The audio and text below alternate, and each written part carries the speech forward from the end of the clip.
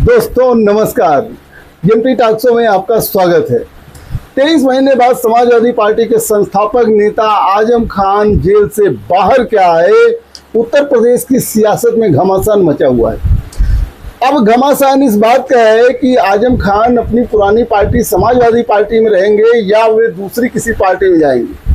दूसरी किसी पार्टी में जाने की चर्चा के बीच ज़्यादा चर्चा बहुजन समाज पार्टी में जाने की है। कहीं दबी जुबान से जो है कांग्रेस में भी जाने की चर्चा हो रही है। हालांकि समाजवादी पार्टी ने यह बोल दिया है कि आजम खान कहीं नहीं जा रहे हैं और अखिलेश यादव ने तो यहाँ तक कह दिया कि सरकार बनने के बाद आजम खान के ऊपर लगे सारे मुकदमे वापस किए जाएंगे। इस घटना पर भी मैं चर्चा करूंगा, आजम खान पर भी चर्चा करूंगा। एक दूसरी घटना है जातीय सम्मेलन पर रोक की।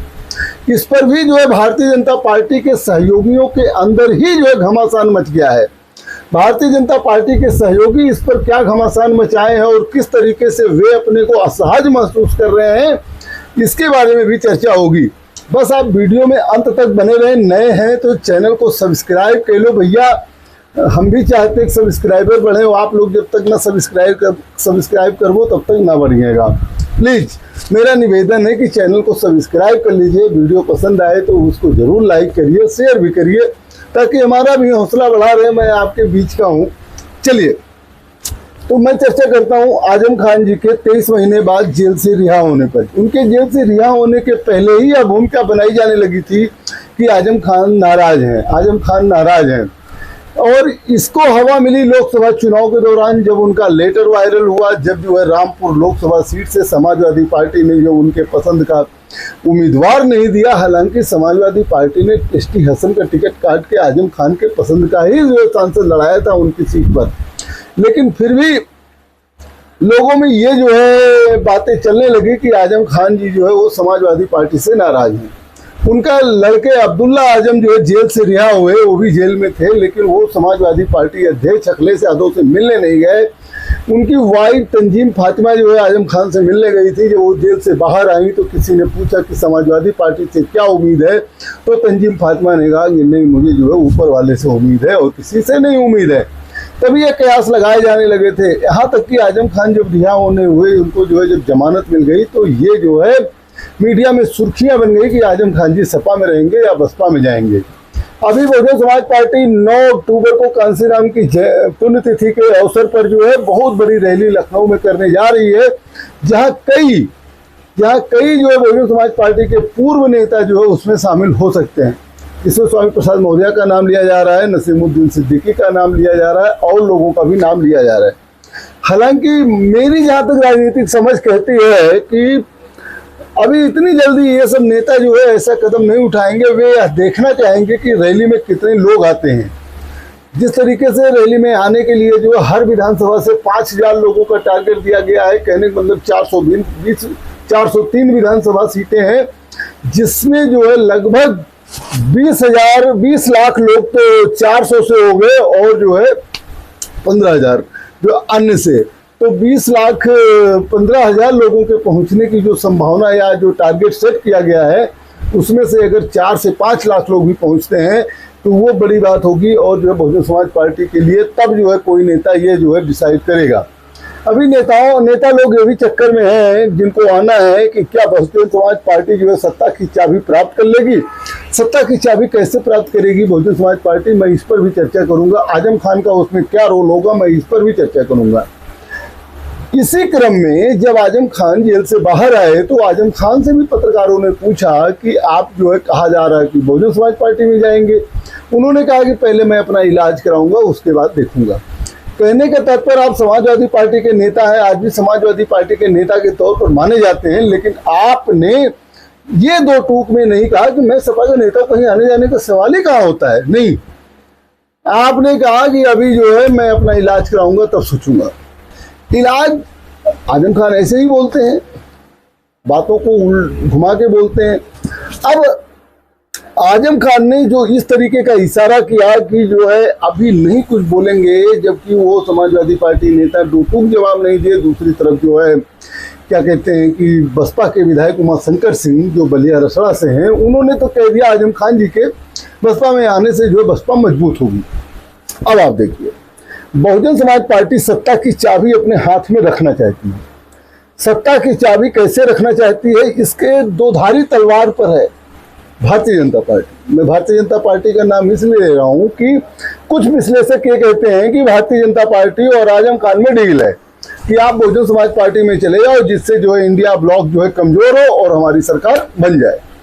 लेकिन अगर ऐसा कोई समझौता हुआ है और बहुजन समाज पार्टी अध्यक्ष को विश्वास में लेके हुआ है, तो क्या बहुजन समाज पार्टी नहीं चाहेगी कि उत्तर प्रदेश में उसके कम से कम 20 विधायक भी हो?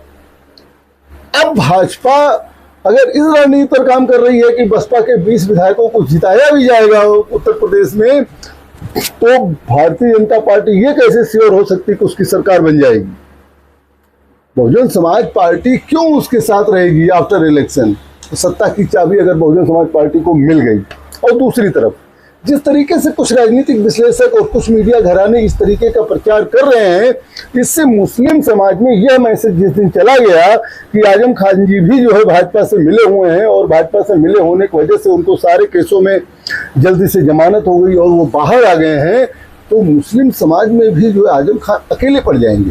आप सोचिए, ओवैसी लगातार जो है बातचीत करते रहते हैं, अपने क़यादत मुस्लिम क़यादत की बात करते हैं, लेकिन ओवैसी को वो सफलता इसलिए नहीं मिल रही है कि ओवैसी के बारे में पहले से ही जो है मुस्लिम समाज ने अमन बना लिया है कि जो है वो भारतीय जनता पार्टी के सहारे पर काम करते हैं।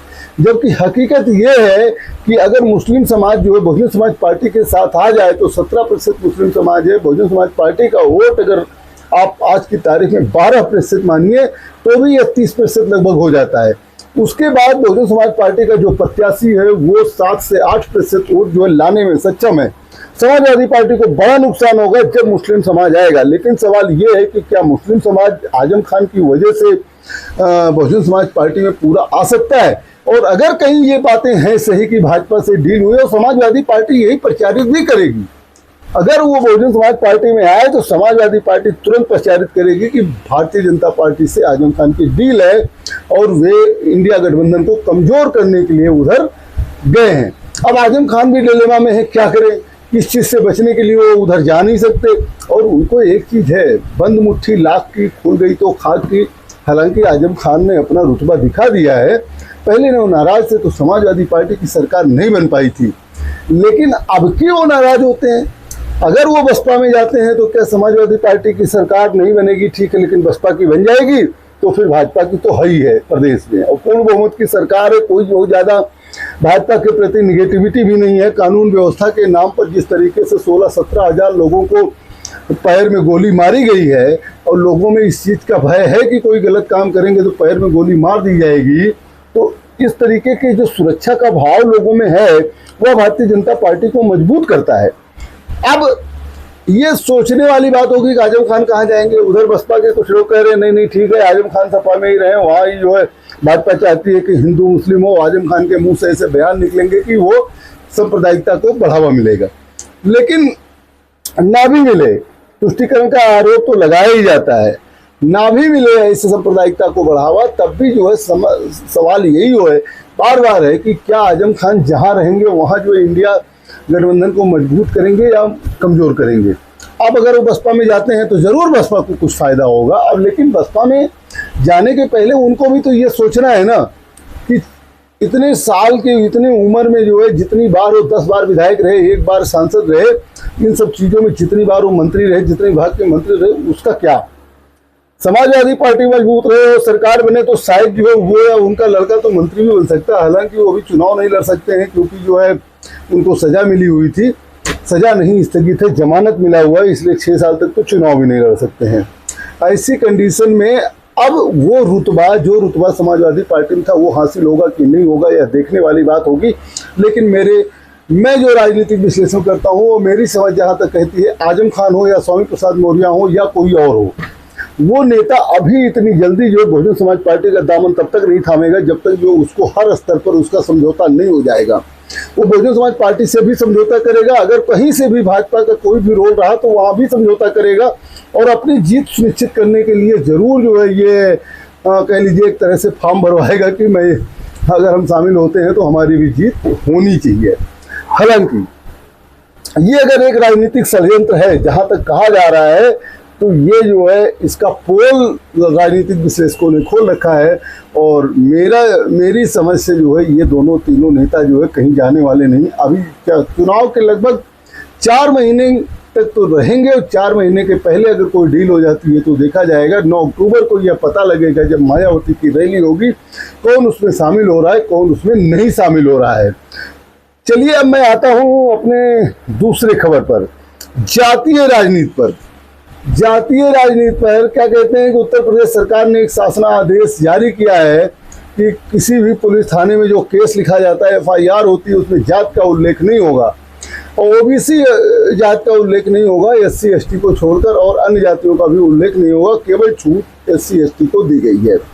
इसके साथ साथ जो तमाम गाड़ियों पर नेम प्लेट लिखा लेते हैं, जातीय सूचक बातें लिख देते हैं, उस पर भी नहीं होगा। और जातीय सम्मेलन, राजनीतिक सम्मेलन पर रोक लगेगी।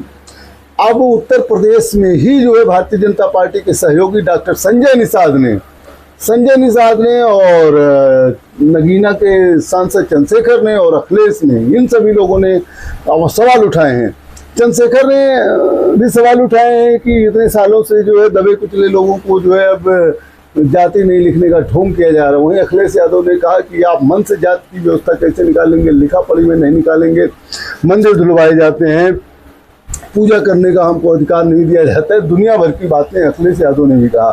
संजय निषाद जी ने कहा, निषाद पार्टी के और भारतीय जनता पार्टी के सहयोगी, आम सहयोगी हैं, उन्होंने कहा जाति नहीं लिखेंगे तो कौन जानेगा, कौन पहचानेगा। देश में जातियों को गौरवशाली इतिहास रहा है, उन्हें सम्मान मिलना चाहिए। वहीं संजय निषाद के इस बयान को लेकर उत्तर प्रदेश की राजनीतिक हलचल तेज हो गई है, जिसमें उन्हें समाजवादी पार्टी के मुखिया अखिलेश यादव, नगीना सांसद चंद्रशेखर आजाद का सपोर्टर, कह लीजिए कि उनके बयान को बल मिलता हुआ दिखाई दे रहा है। हालांकि अपना दल यस ने अभी तक इस बात को बोला नहीं है, लेकिन उसके भी दिमाग में ये बात तो है ही है, क्योंकि पटेल बेस वोट है और उसकी बात कौन करेगा। अगर जो है जातीय राजनीति करने पर रोक लग गई, जातीय सम्मेलन करने पर रोक लग गई, और इसी तरीके से जो है आप देख लीजिए OP राजभर आजकल थोड़ा बीमार है लेकिन स्वस्थ हैं, उनके साथ भी यही दिक्कत है। उनके लड़के ने भी तो कहा कि हमारा जो है असेंडिंग चलेगा, डिसेंडिंग तो नहीं होगा। 8 सीट 2017 में लड़े थे, 22 सीट 2022 में लड़े थे, तो क्या 2027 में हम कम सीटों पर लड़ेंगे और ज़्यादा सीटों पर लड़ सकते हैं। ये जो है चौधरी जयंत की बात हो सकती है कि 33 सीटों पर हम लड़े थे समाजवादी पार्टी के गठबंधन में, तो भारतीय जनता पार्टी के गठबंधन में तो 40 सीट चाहिए। अब 18 सीट में लड़ी थी अपना दल यस जो है 2024-22 लोग विधानसभा चुनाव में, तो क्या करेंगे वो 2027 में कहाँ 22 सीट पर 18 सीट पर लड़ेगी, उसको तो 35-40 सीट ही चाहिए। तो अभी तो, लेकिन अब इधर पता लगा कि जातीय सम्मेलन नहीं कर सकते। लेकिन एक चीज है, केवल ये बातें जो है राजनीतिक सम्मेलनों पर, जात सूचक सम्मेलनों पर, समूह के सम्मेलनों पर, साथ में पुलिस एक्टिविटीज, पुलिस की जो है केस पर, और जो है जो गाड़ियों पर अपनी जात का लिखा करके गर्व महसूस करते हैं, उस पर रोक लगी है। वर्गीय सम्मेलन जैसे पिछड़ा वर्ग का सम्मेलन हो गया, इन सब पर रोक जो है अभी समझ में नहीं आया है, और शायद पिछड़ा वर्ग का सम्मेलन अगर कोई करता है तो वो जो है नई रोक लगी है। तो हो सकता है कि ये पिछड़ा वर्ग का सम्मेलन करें, जातीय सम्मेलन ना करके, क्योंकि पिछड़ा वर्ग में तो केवल एक जाति नहीं कई जातियां आ जाती हैं। ये ऐसा जो है काट लोग निकाल सकते हैं। लेकिन भारतीय जनता पार्टी के जो सहयोगी हैं, चाहे वो अपना दल हो, चाहे निषाद पार्टी हो, या फिर OP राजभर की SDSP हो, या चौधरी जयंत की पार्टी हो, सभी पार्टियां, सभी नेता लोग इस शासनादेश से सदमे में हैं कि आखिर जो है, चलिए ठीक है, एक चीज तो बढ़िया है कि थाने में जाति नहीं लिखी जाएगी, इससे जो है सामाजिक वैमनस्य नहीं बढ़ेगा। लेकिन आप बताइए कि आप राजनीति भी नहीं कर सकते हैं, जहाँ की जो है उत्तर प्रदेश की राजनीति एकदम जात पर आधारित है। जात के आंकड़े को देखकर ही टिकट दिया जाता है, जात के ही आंकड़े को देखकर जीत हार का पैमाना तय होता है, नेता ग्लोबलाइज करते हैं। और ये आज से नहीं, बहुत दिनों से भारतीय जनता पार्टी भी करती है। भारतीय जनता पार्टी कभी क्षत्रिय सम्मेलन कराती है, तो भारतीय जनता पार्टी तो कभी ब्राह्मण सम्मेलन कराती है, भारतीय जनता पार्टी तो कभी अनुसूचित जाति सम्मेलन कराती है, भारतीय जनता पार्टी तो कभी पिछड़े जात का सम्मेलन कराती है। भारतीय जनता पार्टी तो माइक्रो मैनेजमेंट करती है, वह देखती है कि कौन सी जाति के लोग किस में ज़्यादा हैं और किस जाति का वोट हमको मिल सकता है, उनको टिकट भी देती है। बिना जातिगत आंकड़े के तो भारतीय जनता पार्टी एक टिकट नहीं बांटती है। और ये शासनादेश ऊपर से आ गया, जिससे जो है भारतीय जनता पार्टी के सहयोगी दल तो बड़े अचंभे में हो गए तो आपको क्या लगता है 2027 में भारतीय जनता पार्टी के सहयोगी दल ही जो है भारतीय जनता पार्टी की नैया डुबाएंगे? भारतीय जनता पार्टी चाहे आजम खान से डील कर ले, चाहे बहन जी से डील कर ले, या फिर किसी और से डील कर ले। लेकिन जब आज सोशल मीडिया पर ये सारी चीज़ें जो है वायरल हो जाती है, सारी चीज़ें जो है अगेंस्ट हो जाती हैं, तो जो है समस्या हो जाती है। क्या आपको लगता है कि भारतीय जनता पार्टी जो है वो डर गई है, वो अखिलेश यादव को पीडीएस से डर गई है, वो जातीय एकजुटता से डर गई है? क्योंकि उसको पता है कि मात्र जो है कुछ परसेंटेज जो है लोग हैं जो सत्ता पे राज कर रहे हैं, वोट हमारा राज तुम्हारा वाली राजनीति वाला जो है खेल चल रहा है। आखिर भारतीय जनता पार्टी के नेतृत्व को जातिवादी पार्टी या सवर्णों की पार्टी या अगड़ों की पार्टी मान ली जाती है, अगड़ों के वोटर मान लिए जाते हैं, लेकिन भारतीय जनता पार्टी ने हिंदू मुस्लिम करके और सांप्रदायिक ध्रुवीकरण करके जो है कटोगे बटोगे का नारा दे करके जो है उसने जो ग्लोबलाइज किया, सत्ता में आई। लेकिन 2024 में यह नारा देने के बावजूद भी भारतीय जनता पार्टी जो है लोकसभा में वह सफलता नहीं प्राप्त कर पाई कि जो है मात्र 240 सीट पर ही सिमट गई, पूर्ण बहुमत की सरकार नहीं बनी। नायडू और नीतीश ने समर्थन न दिया होता तो शायद मोदी आज प्रधानमंत्री भी ना होते। तो अब ये समस्या जो हुई है, इसका क्या असर होगा? क्या उत्तर प्रदेश सरकार अपना शासनादेश वापस लेगी, या उत्तर प्रदेश सरकार की में जो पार्टियां हैं, जो बीजेपी की और सहयोगी पार्टियां हैं, उनकी राजनीति कहाँ जाएगी? क्या उनकी राजनीति को ही समाप्त करने के लिए भारतीय जनता पार्टी ने शासनादेश जारी करवाया है? क्या होगा इसका नतीजा, क्या होगा, कौन सी डील कहाँ से होगी, हर खबर पर मेरी नज़र है। आगे भी मैं आपको अपडेट करूंगा। देखते रहिए एमटी टॉक्स। बहुत बहुत धन्यवाद, बहुत बहुत धन्यवाद।